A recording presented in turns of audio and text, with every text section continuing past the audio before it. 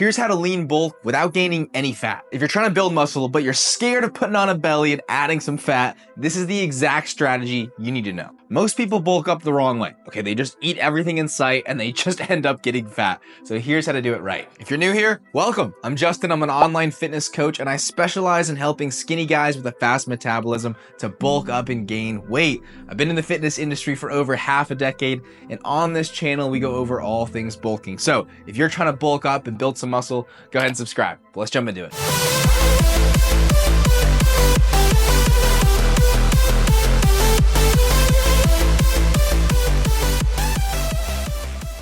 In today's video, we're going over exactly how to lean bulk. So first, we're going to talk about exactly how much you should be eating.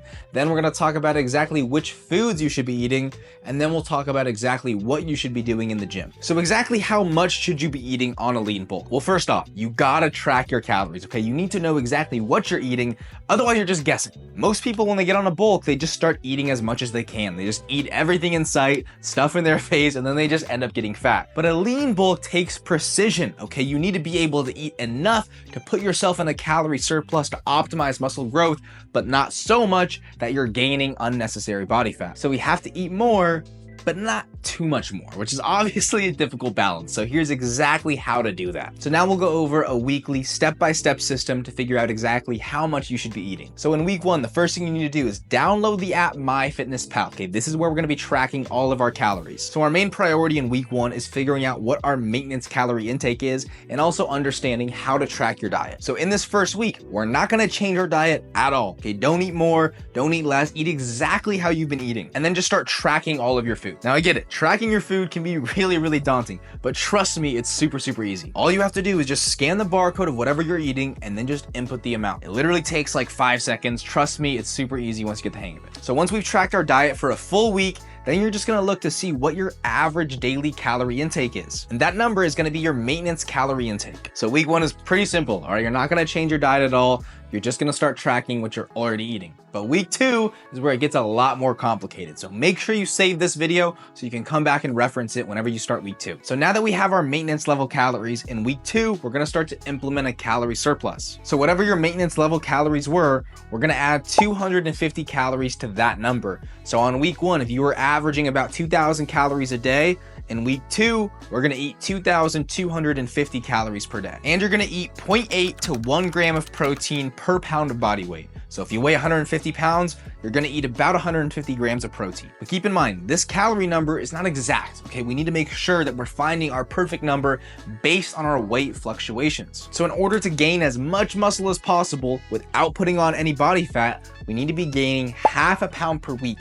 That's gonna put us in enough of a calorie surplus to optimize muscle growth without putting on any unnecessary body fat. But none of this is gonna matter unless you're going to the gym and you're doing the right workout program for you. So make sure you stay to the end of the video where we're gonna be going over exactly that. But in order to gain the right amount of weight on a lean bulk, we have to be weighing ourselves correctly and consistently. Most people are just weighing themselves wrong. They're weighing themselves, they're up 5 pounds one day, and then they're down 3 pounds the next day, and it just fluctuates like crazy because they're just not weighing themselves the right way. So in order to get the most consistent and accurate weight possible, we have to make sure that we're getting our fasted weight. This means you're weighing yourself in the morning before you've eaten anything for the day and after you use the restroom. So that's how to weigh yourself correctly, but we also have to make sure we're weighing ourselves consistently. So weigh yourself every single day, and you can use an app like Happy Scale, or you can use Google Sheets or get a smart scale to get your weekly average. These apps and different smart scales are gonna analyze your weight every single day and then total it up and find out your weekly average weight change. Whether you're gaining half a pound per week or a pound per week or 0.7 pounds per week, whatever that number may be. So just to recap, in week one, you're gonna start tracking your diet and find your maintenance calorie intake. In week two, we're gonna start eating in a 250 calorie surplus,